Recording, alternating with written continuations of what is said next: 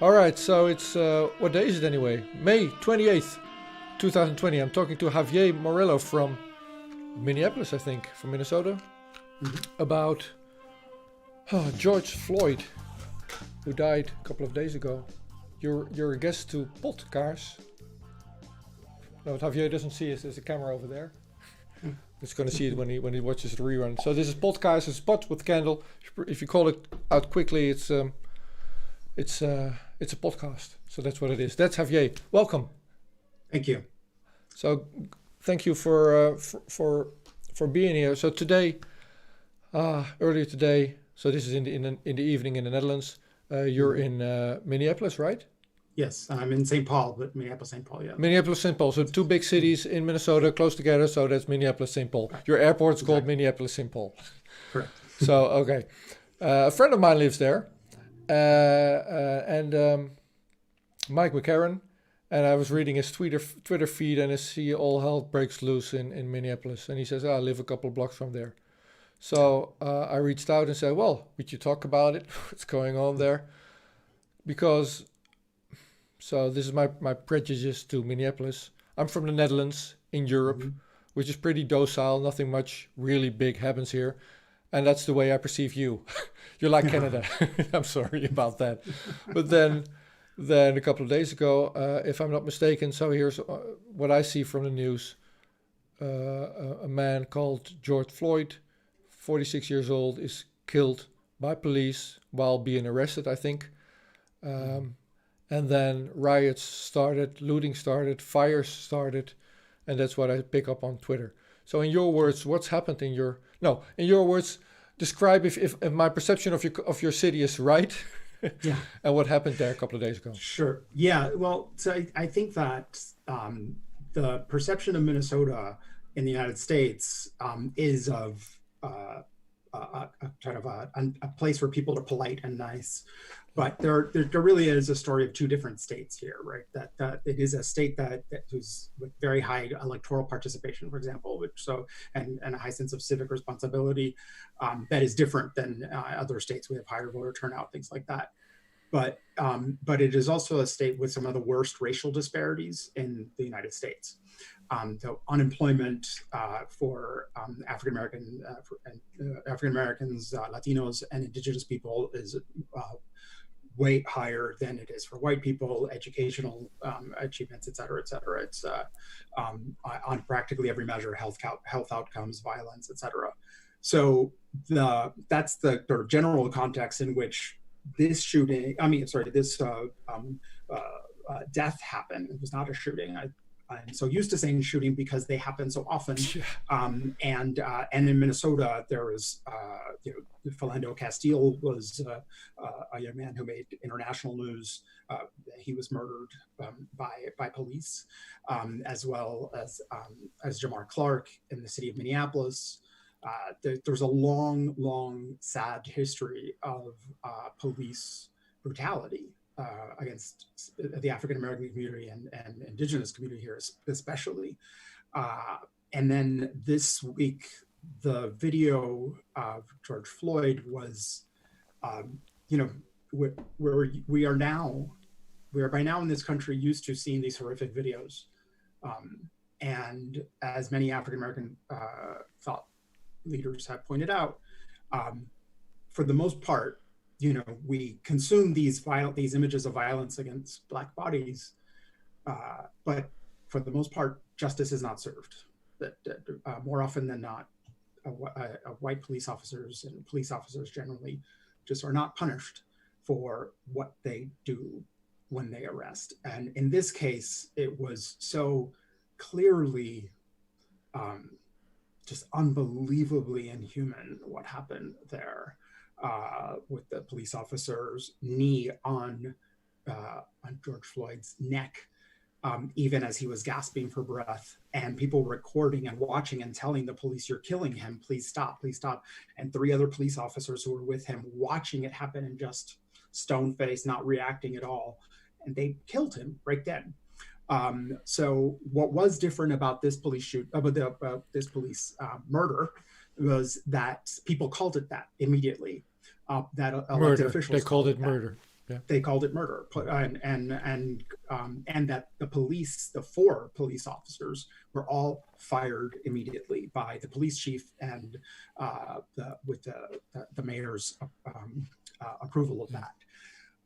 And then 2 days ago, there was the first protest, and what happened then is that it's a good example of the conundrum that I think that elected officials are in when it comes to police and police departments like Minneapolis, where there's a deep-seated culture of unrestrained violence and unaccountability.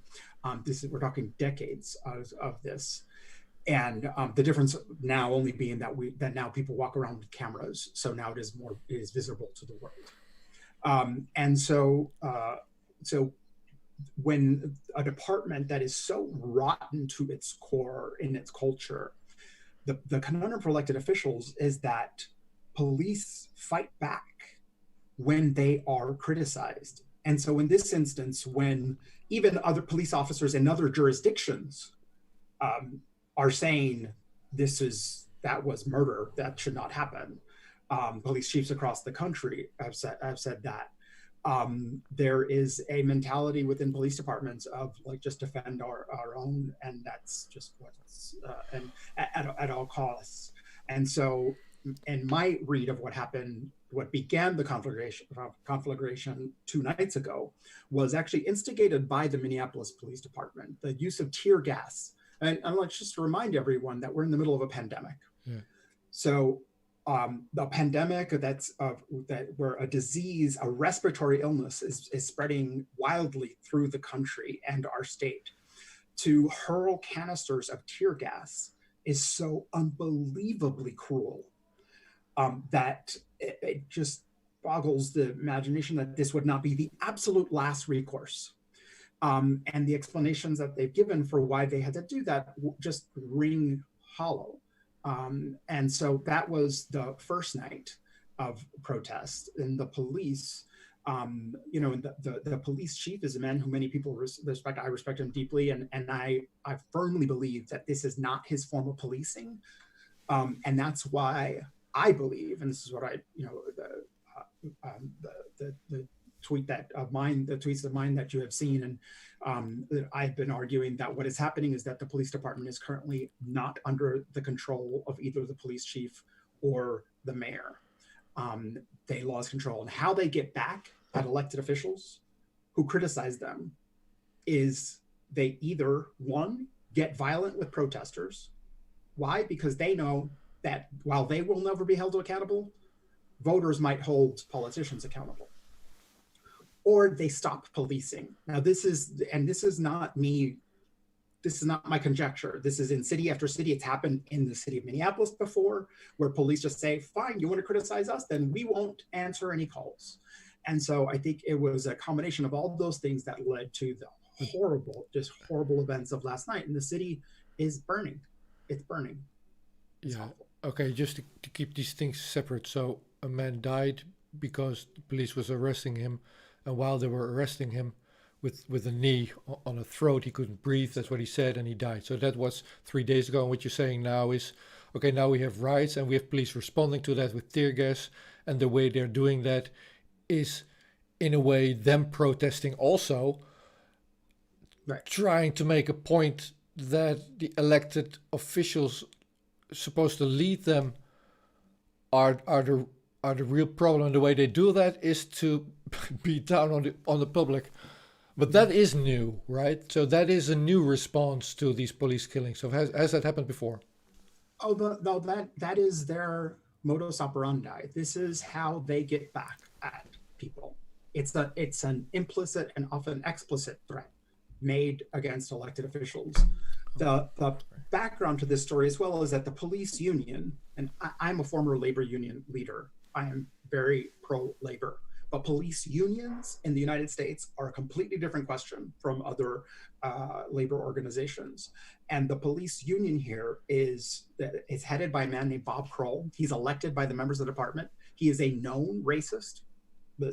He's been affiliated with white power organizations, and and he is really the one who defines the culture of the department, not the mayor nor the police chief.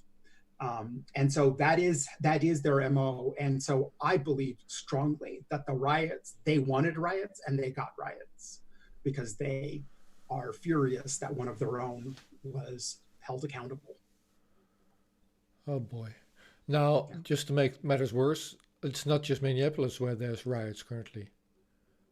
Is that? You're right. And I live in St. Paul, and just a few miles from my house Yeah. is right now there's news of disturbances and looting. Yeah, I'm also talking about Memphis and Los Angeles. Oh, I to be honest, You haven't heard the news. I've been so it's a really hard time right now in Minnesota. Everyone I know was not able to sleep and were exhausted. I got up early to take face masks and cleaning and disinfectant to help with some people who are helping with cleanup, and saw the devastation in this. Yeah, so I sorry, I was not even aware that there are riots elsewhere. All right. Yeah, about the racism. So clearly, this is racism in the police department. Then, what started this? Absolutely. And that's not, Absolutely. that's your assessment So, anyway. So I'm just yeah. watching this thing from the other side of the Atlantic. What do I know? But, I yeah. think when you see the American public has seen very recently. I don't know if this has reached news in the Netherlands, but that there have been demonstrations against by right wingers in this country against the lockdowns that public health demanded to fight the COVID pandemic. And in those riots in the state of Michigan and here in Minnesota, people arrive to them armed. White people arrive to them armed. They yell at police officers. They get in their faces. None of them have been so much as touched or hurt. And that was just last week we saw images of a man who what he's accused of was of trying to use a counterfeit dollar, a counterfeit money. That's what he was accused of. He was not resisting arrest. The video shows that the first story that they told is false. He was not resisting arrest. There was no reason to do it. It's clear that the police officers there thought of him as less than human. You don't treat another human being like that. It's racism. So that's not new. I grew up in the Netherlands. I was born in 1970, and one of the first things that I remember, I had to look it up when did this take place, but I remember the name. Rodney King was 1992, or 91 when he died in 92, when the police was not found guilty or whatever the follow-up was. So that's like 30 years ago.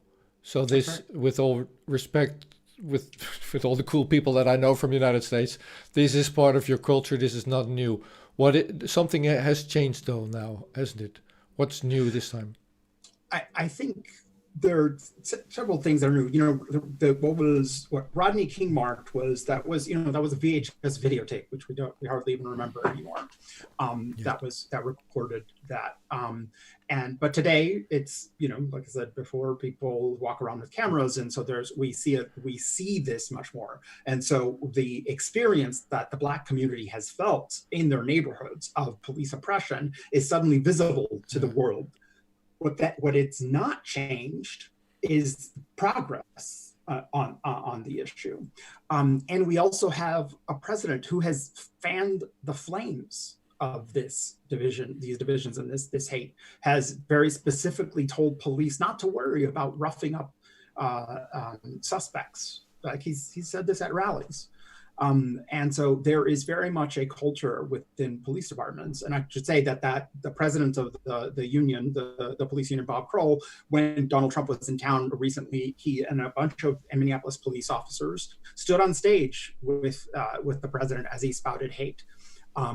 This is not my speculation, their racism. This is not even a secret. Okay, so just to move to the police officers themselves, why is there a dispute? Why aren't they being governed by the elected officials that are supposed to be the boss? It's a little So here's the thing. So yesterday, the mayor of the city called on the district attorney to arrest the men, and he said what many of us feel, that anyone else who did something like that would be arrested immediately. It's clear that you have the probable cause. There's no reason not to. And all of that is true. That there are procedures that are in place when police officers engage in misconduct that make it more difficult. And you have to go through all these steps. But in this case, this happened more quickly than it ever had before. But what the mayor ended up doing by having that press conference yesterday was, on the one hand, he was deflecting from the bad behavior of his own police force the night before at the protest. He was deflecting, and he got positive headlines for himself, but he also really inflamed the situation, inflamed both sides of that situation. And this is, the challenge of leadership at this moment, right? Is that although he said what we all were feeling, what many of us were feeling, the rest of us are not the mayor. We're not in a position of power. And so he has to measure his words. And what he did was inflame a situation on both sides that became then uncontrollable. And the police became out of control. And then last night they watched as people looted and did nothing. Okay, so it's going to happen tonight. I believe the governor is right about to announce that the National Guard, in the U.S., the National Guard it's not the federal army that goes abroad. They are state-based. They're it's the local army. It's the state, and so people are called to service by the governor, and they report to the governor. And so I believe that the governor is right about to announce that the National Guard will come in as an arbiter, because the police department is not fulfilling its duty, which is to protect the citizens of the city that they represent. So Mike said in another tweet, well, first your tweet, just to read it out. What's happening in Minneapolis right now is rebellion of the police against the city they work for. The way they get back at people, especially politicians who criticize them, is to get violent with protesters. So that's just what you said. It's in your Twitter feed. And they know electeds might be held accountable, but they never will be. So will there be this time around? We always think that this time around, when Philando Castile, we thought that was so egregious and so clear, and he was not found guilty in most cases. And this district attorney in Hennepin County has never charged. I take that back. There was one police-involved shooting soon after Jamar Clark. It was a white woman and from a wealthy part of town who was shot by an African police officer of African descent, Somali American. That's the only instance in Minnesota, in Minneapolis, where a police officer was held accountable, was when the victim was white and the police officer was black. So what's needed then, in my interpretation, is just apply the rule of law to this police officer. You killed somebody, so that's murder. So present yourself. They're going to, I think the city has tried, and different leaders of the city, different mayors have tried to enact reforms within the department. What I'm hoping comes of this is that there is a mandate for change, and that the mayor can actually make aggressive change in the department. It will not function slowly. I think a lot of people need to be fired. And I personally feel that the department should be put in receivership. That's usually done with the federal government, the Department of Justice taking over department. Yeah. In this case, under Donald Trump, I'm not sure that's a better option. But under normal circumstances, that's what should happen. But yeah, they should see justice. But I am Latino and I've lived in Minnesota for 20 years, but I am not a black person. But black people here will tell you that it would be foolish to assume that he will pay a price, because we don't see that. So yeah, but just with again, with a perspective from the other side of the Atlantic. So the only reasonable approach that your mayor can take is apply what you just did. And if he's overruled by Trump, well, that's the only thing Trump can do either. I mean, if he doesn't, he's got elections coming up. So the only thing he can do is take the juridical approach also. Yeah. And this instance, right, Trump has said justice will be served because, again, this video is so egregious that even people who normally defend the police, no matter what, have called it out. And what usually happens is that the police, through their union process, the city will discipline a police officer, but then that discipline is overturned by an arbitrator. So that's the challenge, and this will take a very long time. But the issues of inequity in the city and inequality in the city are deep, and those can and must be addressed. So okay. To wrap this up, a friend of mine, Mike McCarran, lives in your city, a couple of blocks from what's happening right now with the riots and the fires. So it can't call it the positive side, but it's made the news here. So it's making news all over everybody's watching this. Yes. So I'm not saying that's a positive thing, but at least it's not. It can't be. It's not hidden. It's not even hidden here. It's visible on a global scale. But what he says is the only way this will stop if settlements for police brutality come directly from police union retirement funds. What's your response to that? Yeah, and unfortunately, the way those work, they instead come from taxpayers. That because the city pays it out of their general fund budget. That we need radical reform of police departments across the country, but especially in the city of Minneapolis. His response, his tweet sounded without much hope, because if your response to police brutality is, well, let's just hit them back where it hurts them, that's not going to be a sustainable answer to anything. Right. No, unfortunately, we are living in the midst of just a horrible, horrible tragedy. I'm very, very worried for our cities and our state right now. Yeah, me too. Well, not much positive is going to come out of this conversation. However, that's the candle thing. So maybe at least we're connecting. So yes, and I guess one thing we can say hope is that hopefully this creates a mandate for change. Because we need aggressive change that will require the support of the public, and hopefully, especially white people, will look at this and say the police department has to change. It does. Okay. Take care, buddy. Thank you. Yes, we came, we saw, he died.